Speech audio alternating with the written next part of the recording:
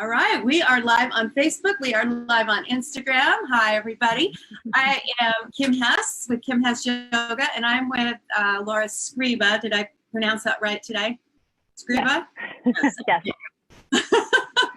And we met a few, 4 or 5 years ago. Laura contacted me.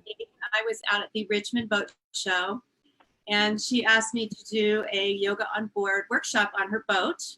And it was so much fun, and it really reminded me how much I love sailing, how much I love the live aboard life, how much I still have cruising as a dream of mine, and how much I love combining that passion with a yogic lifestyle, because it has been a passion of mine to combine these two loves of mine for several years now. My book was released in 2007, and it's been an ongoing journey since then. So it's been a lot of fun. And I wanted to bring Laura on today because she is also a yoga instructor. She is, and I hope I'm saying this right, I'm going to have you say this, an Ayurvedic coach. You're a coach, right? In Ayurveda? Yeah, I'm a health coach. Okay. Yeah, based on the daily habits. Yep. Cool. She's a mother. She's a full-time live aboard, and she is an amazing friend and person. So with all of that said, Laura, can you just tell us a little bit about yourself, past, present, and future? Yeah. Hi, thank you for having me. And yeah, it was wonderful. I think that, just when it comes to the sailing and the, combining the holistic lifestyle, I think it just seems to intertwine beautifully. And yeah, it felt like it was two peas in a pod when we met. It was wonderful. So that was great. Background is that I initially got into, and you had alluded to at first, so when it comes into the past piece of things, I had gotten into the energy work or a holistic kind of focus of things back when I was struggling with the eating disorder. So that was introduced to me a little bit. And so I then dabbled into it a little bit because I have a background as a nurse as well. And it was introduced, the kind of guided meditation piece, Reiki, and just the holistic aspect was brought in by one of my instructors. And so I had a career in emergency nursing and community nursing in the First Nations communities in Canada. And then I had my first son, and then I stepped out of that. And then that's when I really kind of dove into the more holistic aspect of things and went and got my yoga teacher training. And after that, then just wanting to dive deeper. And I think when my son was 1.5 years, we moved on board. And as you know, it's like everything works together. And then also just really needing a maintenance way to make things work. So the holistic aspect of things. And then that's when the Ayurvedic piece came in as well. So working on how to expand my practice off the mat and have it be part of my everyday life was a big thing. So yeah, so I've done the teacher training and then the health coaching, and I'm a Reiki practitioner. And so bring that in and incorporate it into all the things that I do as well. So, and I'm a homeschooling mom and live aboard mom I have 2 kids, almost 11 in 2 weeks, and 7-year-old boys. So we've been on board for a while now. Yeah. And you have plans of going cruising soon too, right? Hopefully 2020 is the plan, or 2021, sorry. Yeah, so all the other countries will open up with the COVID happening, right? Yeah. So how long did you been practicing yoga? I've been practicing yoga probably since '94, because like I said, it was introduced at the hospital when I was inpatient for my eating disorder. And then my mom was into it, back in the day before it was super cool. And so she would take me to her, what seemed like wacky classes at the time, right? And and then it started being offered in gyms, so started doing that, and then have progressed, from there. So bringing it more and more into my daily life. Yeah. And it isn't yoga. It isn't just about on the mat physical workout, right? And you alluded to that, and bringing the Ayurvedic in, which I'm going to have you explain a little bit to that for people that don't know what Ayurveda is. But yoga is a full lifestyle. It's the physical aspect of it is just 1/8 of yoga as a whole. Exactly. Right? Yeah. So tell us a little bit about Ayurveda and what it is and how it works with yoga.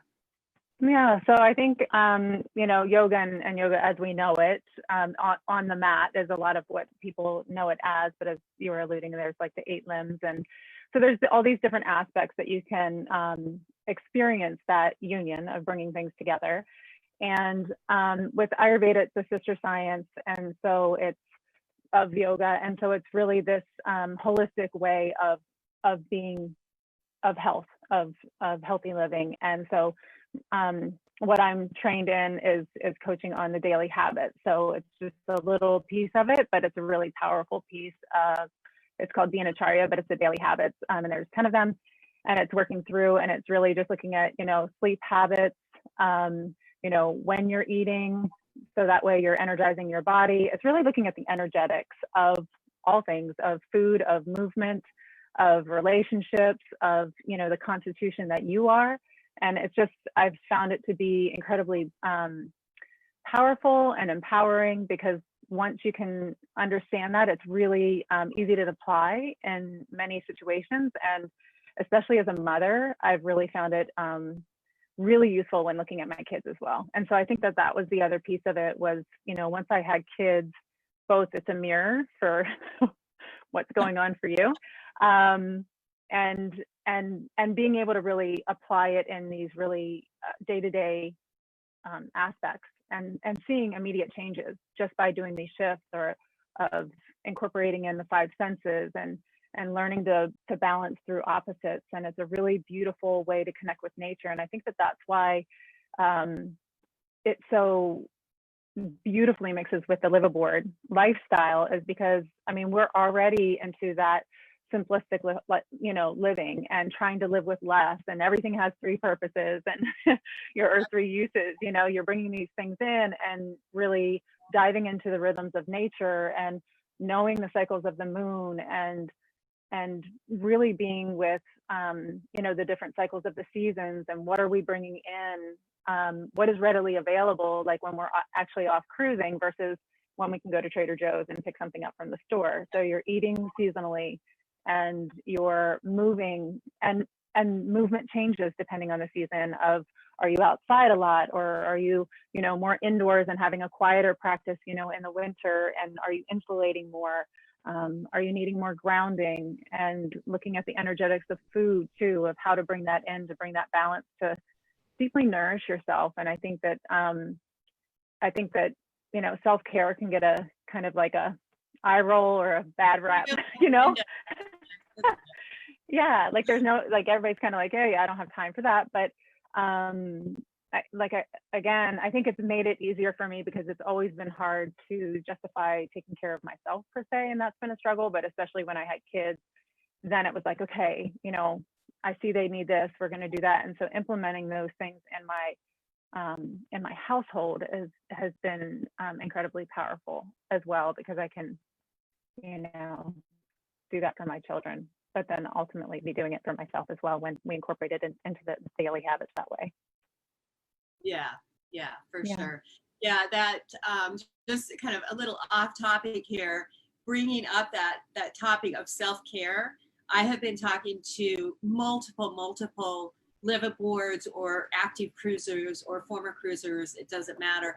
And even just people, land-based people, this is a common theme around from all the women I'm speaking to. It's like, I don't have time to take care of myself. And this is where that yoga, the daily practices in the Ayurveda can come in, because it reminds us that, one of my favorite adages is, if mama ain't happy, ain't nobody can be happy. And it's, amen, sister. The bottom line is, if you're not taking care of yourself, ladies, if you're not taking care of yourself, you can't take care of others. And so it's super important to remind ourselves and to remind everybody we talk to, all of our sisters, that self-care is super, super important. Yeah. So would you be open to share a little bit about your experience with the eating disorders and how your relationship with food was and transformed and is now? Mhm. Yeah, so I struggled with an eating disorder when I was in high school and ended up being hospitalized in my senior year. So I was hospitalized in the probably, in the around Christmas time, and then ended up being homeschooled for the rest of the year. I was inpatient for a while and then went in and out doing day treatment for the rest of the year. And so it was a tough go there for a little while. And I think that it, like I had a great family, that kind of thing. I didn't have any, trauma necessarily that happened that triggered that. There is a huge genetic component to things when it comes to eating disorders. And anyway, so there wasn't a big understanding of kind of where this came from. But now when I look back at it, I think it was very much trying to control, emotions, what I was feeling, and not having the tools to be able to do that. And so I used food, or lack of food. For me, it was, I really struggled with anorexia, and was used to numb, to quiet things down. That, took, the ups and downs. You don't, you think, it's that you go in, you get treatment, and that you're supposed to be recovered. And of course, that's an up and down road. So there was quite a few years of going back and forth with that, and kind of struggling with my recovery. And then it hit where, I was recovered from the eating behaviors, but when it came to my mindset, that was a whole nother journey and continues, and that's the one thing that I think my biggest lesson that I learned is that, when it comes to mental health, it is maintenance. It's not, we have things that happen in our life, there may not have been traumas then, but there was, traumatic incidents afterwards. And we all experience that in life, whether it's, normalized traumas of, a death in the family or things like that, but, or, different other things that come in, allowing ourselves to just have this be a reoccurring thing that we look at. And I didn't see it that way. I thought I was a failure because I wasn't done and I wasn't fixed. So I struggled a lot with anxiety and depression afterwards. And then also had a lot of gut issues, which a lot of people do afterwards. And anyway, so there was like another topic, right? The gut issue, gut brain. Right. That's a whole nother conversation. Exactly. And so there was, like a lot of confusion, and back then there wasn't as much information as there is now. And I think too, there wasn't, I think why I'm such an advocate for speaking about it. I mean, now it's a little bit different, but back in the day, I didn't know anybody that recovered. I didn't know anybody who was successful in living like a full, vibrant life. And it just felt like I was just going to be existing with this thing versus being able to overcome and actually have a fulfilling life. So it was a bit of a challenge, but then I was able to tap in, and it was through my nursing career, which was the nursing instructor. We had to do a project for one of the floors. So I did a guided meditation for my patients, which brought me, focused in on Reiki. And so I was like, oh, that's interesting. But then you had to get training. So I ended up getting trained in that. And so that kind of started taking me down that holistic road, even though, I was in the emergency room working, and just really found a deep connection with that. And I think my biggest aha was, if anybody's read the book, Highly Sensitive People, it was like just tears when I read that book, because it explained how it felt to be in my body, and recognizing that, my daily experience was very different than most other people, which made more sense to me of why I struggled so much to maintain a sense of control.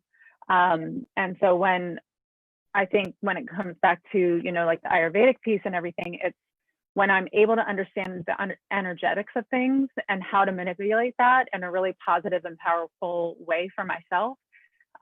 That's when it was a game changer of like, food was no longer the enemy. It was, okay, I do have gut issues because of, anxiety and this and that, but now I know what to do for myself and can use food to heal myself versus it just being, this ongoing battle. And also movement. I mean, there's lots of people that struggle with overexercise because they're trying to, dampen down, these feelings of anxiety. And it's learning different ways to move in your body depending on the day, depending on where your emotional state is. What do I need to bring in to calm myself down? Or if I'm in a depressed state, what do I need to do to bring me out of that? And when you have multiple tools, it becomes this really like vibrant, dynamic experience of both interacting with the world and the inner world of what is going on with yourself, and being able to see real changes versus I felt like I was, quite stagnant for a very long time. So it was, the energy work and it's that inner knowing, that interceptive awareness of even quieting myself long enough to even understand what am I actually feeling. So a lot of times, it's expressed as, you're reaching for food, or you're avoiding food, or you're over exercising, or you're, popping on Netflix again. But when you are able to get quiet and connect with that piece, then you can be more perceptive and intelligent in the choices that you make, So that has been a beautiful journey. Yeah, hearing you talk about this, something just keeps coming up in my mind, and that is emotional intelligence training. Absolutely. And Yeah. I right before COVID I started working with the Department of Education here in Idaho to work with them. They have a board that is working on bringing emotional intelligence into the school systems, which I am a huge advocate of. And absolutely. I can't help but think that if you would have had this emotional intelligence learning, this wouldn't have happened. And how many people can be saved from suffering disorders like this if they just learn how to identify and work with their emotions, right? Exactly. And that's the thing. I think it was true understanding that, like, our bodies are very intelligent and they reach for things to create balance. And if you don't know better, you grab for whatever is available or whatever in society is touted as, whether it's a glass of wine or, whatever else it is that you're using to cope.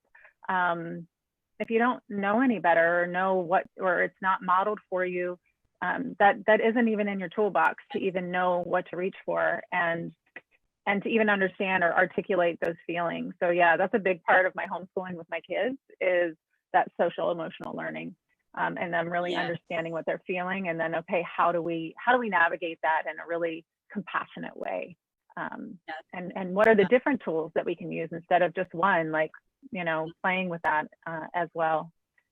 I think the prevention piece would be huge. Yeah, that's super exciting that you've included that in your homeschooling curriculum. That's super exciting. Yeah, I was able to do a community program. I work with a nonprofit, Eat, Breathe, Thrive, which works with disordered eating and negative body image.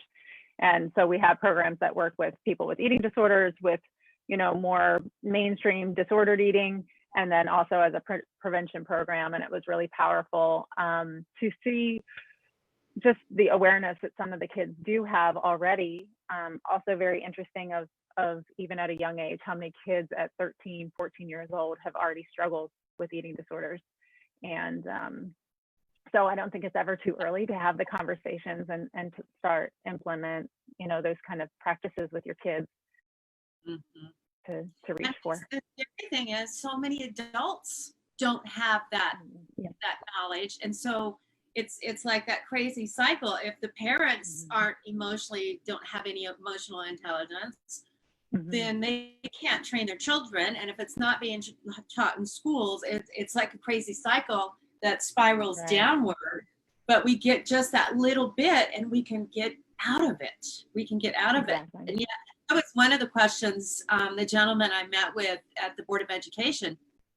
He asked me, how do you feel about, just doing it in high school? I said, preschool. It needs to start in preschool. And it will shift and change as their developmental stages shift and change, because Exactly. they need to learn this. Yeah. Mm-hmm. So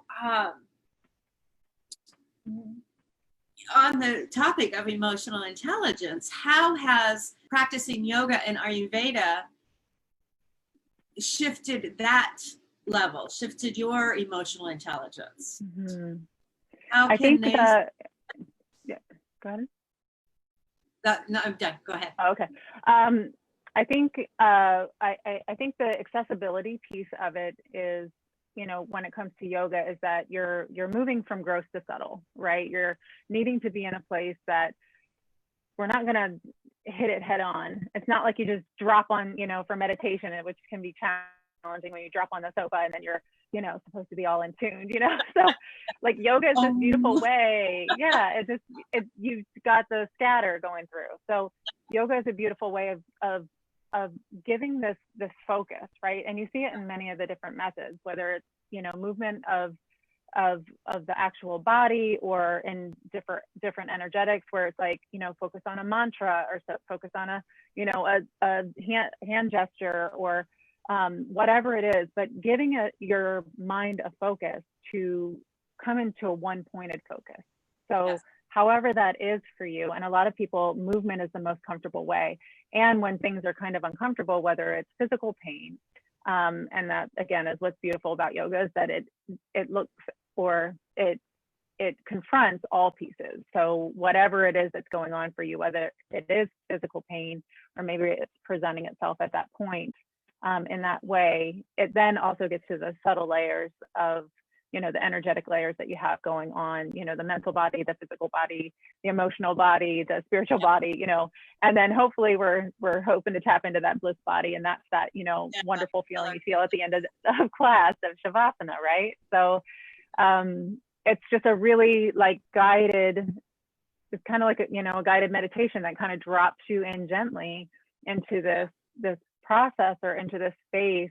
Yoga does that for you, because you're really focused on, you know, your foot placement and where is this, and then, you know, you get to that second level of practice where okay, I already know where my feet, you know, are supposed to be and the way I'm supposed to be aligned. Now I'm going to move, you know, with my breath. And so now it's one breath, one movement. And then from that space, it's like, okay, and what is this going on here? It's like, okay, and then you can start become a witness to the mind chatter that's going on, and kind of the undercurrent that is feeding kind of the disease that's going on in the body, and what might be bothering you. So when it comes to accessing that emotional intelligence, it's a much gentler, more subtle, kind of sneaky way of getting in there. Yeah, and then creating that space to heal. Our bodies are incredibly intelligent. And if we can set ourselves up for success and make it so we aren't working against our bodies, and it's amazing how they can heal themselves, both, you know, on a physical and emotional level. Yeah, it's just leaning into that trust and trusting our bodies and listening to our bodies. Yeah, exactly. And it's an integration too. I think that's the big thing that's come in. And, you know, after having kids as well, it's like you don't have the space to go to the studio as much. And I think this is, as much as it is applicable to liveaboards, you know, where there just isn't that, you know, time, space, whatever, or availability for a yoga studio, but also in the time of, you know, that we're dealing with right now with COVID, it's like everybody. And before, we had the luxury of being able to compartmentalize things, and we don't have that anymore. You're doing yoga with a kid, you know, in your ear, or somebody walking by you, and, you know, but in a way though, I think I'm really hopeful, and it's actually really beautiful, because a home practice has always had a very special place in my heart, because I feel like in a yoga studio is a great place to learn and to experience and dive in, but like you can fall apart at your home practice. You can, you know, you can tap into those emotional spaces and let go and cry, or, you know, stay in one position for 5 minutes until you're ready to shift and move. And you can really honor what is actually going on in your body, and allow the practice to move as you're ready to move. and to play with that and that really curious and inquisitive way versus more of the scripted, moving through. So Yeah. I'm hoping for people now that they have the home practice that they can play with and creating space. Yeah, I'm really glad to hear you say that, because I always used to tell my students that it's like, my job is to put myself out of a job. I want to teach you so you can start a home practice. That's where you can really, for me anyway, when I am at home, that's where I can really tap into that connection with God, with the oneness, with everything. In a class, it's different. I mean, it's sometimes I've had some experiences in a class, but it's not the same as a home practice. Yeah, for sure. I think there's definitely a place for both, and because I think too, I don't want to be out of a job yet, so I know, right? There's lots of benefits of coming on into a class. No, but that sense of both accountability but also community. I think there's a big piece there of having this, shared vision of connection and healing. Everyone being there for the same reason, and also to have that guidance of taking yourself to a next level that you might not have been exposed to before on your own. So I think there are definitely two pieces that go together. For sure. But yeah, like I've definitely, I don't know if the healing experience would have been as profound if my yoga practice had only been in a studio and if I had never taken it home with me. So I just really want to recommend that for people. And then also, bringing it, that integration piece of bringing it into all aspects of, connecting and really being present with, the people in your lives, and also the things that you're doing when it comes to food and movement and all those things. Yeah. And I'm assuming you also have a regular meditation practice? I do. Yeah. No, I think that's really powerful of being able to tap in, and I've been definitely trying to do it, in the mornings as well, to really set that intention and to create that connection as well with self, and just even seeing like, okay, how am I showing up today? What are the energetics of all this? And then what do I need to bring in? Like, are we going to need to be more grounded? Am I going to need to bring in more movement? It helps to really inform how I move forward in the actions of my day and how I flow with all of that. And then bring in meditation is really a part of my living intentionally, because it does, like you mentioned, it gives you that time and space to be in your intention and know you're the creator of your own life, your own reality.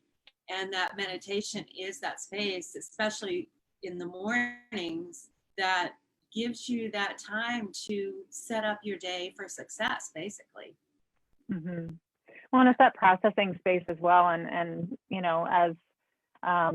as we're moving through all of this right now, and everybody being within close proximity, I think it's really an important right at this moment to giving yourself space to process, because allowing even a 5 to 10 minute just quiet or guided meditation, popping on Insight Timer and just allowing yourself to be in that quieter space within you is so deeply valuable, because we carry it along with us if we don't take that time out to process. It's really important. Just like we digest our food, we have to digest, the experiences of the day, whether they're traumatic or not, it doesn't matter. But, when we move through these interactions, and especially, if you are highly sensitive or empath, like there's a lot that gets kind of put on, and it allows that release and letting go of your stuff and other people's stuff, and to kind of start with a new clean slate for the day. So I think it's really really valuable. So do you have any upcoming programs or courses or anything that you can share with us? And I will for sure be I'll get your website and all your contact information and put it thanks. Those. I teach a weekly online class. It's a gentle flow yoga class online every Thursday. It's 7:30 to 8:30 Pacific time. So you can hop on there, and it's just, you know, really friendly for beginners. And we've got lots of liveaboards and sailors, and we've got a few guys in our class. It's a nice mix, and we've got some home. Sorry, PM. It's at night. Yeah, so it's kind of Pacific time. Pacific. Yep. And then I have a monthly. It's a free monthly. It's a connection and connection and community piece where we come in and we do some guided meditation and then have some conversations around whatever's going on. And so that's going to be coming up in 2 weeks. The big thing that I want to promote, just because we're doing the, you know, the topic of eating disorders, I've done research programs in the past with the nonprofit that I work for, Eat, Free, Thrive. You guys can check that out. But we did it, I think it's 2 years ago now, for the 7-week, we have a community program that we run. So we did a research program on that, and the research findings were really, really promising, positive, profound results that we got for being effective in helping support people with disordered eating. We also now have one coming up this year for specifically yoga for eating disorders. So people who are struggling with or in immediate recovery. And it's one of those that, because it is research, it's funded, and we're able to offer it free. So it's incredible to be able to have access to something like this. So if anybody is struggling or knows somebody who is struggling, please reach out to me. We don't have things up and going. We're waiting to get type of work. It'll be a 4-week program. I ran a few of them over the last couple months, was involved with that. And yeah, would love to connect with anyone if they're looking for that kind of support.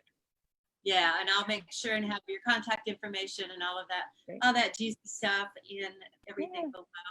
So I want to thank you so much, Laura, for hopping on here with me and being part of the She Sails private Facebook group.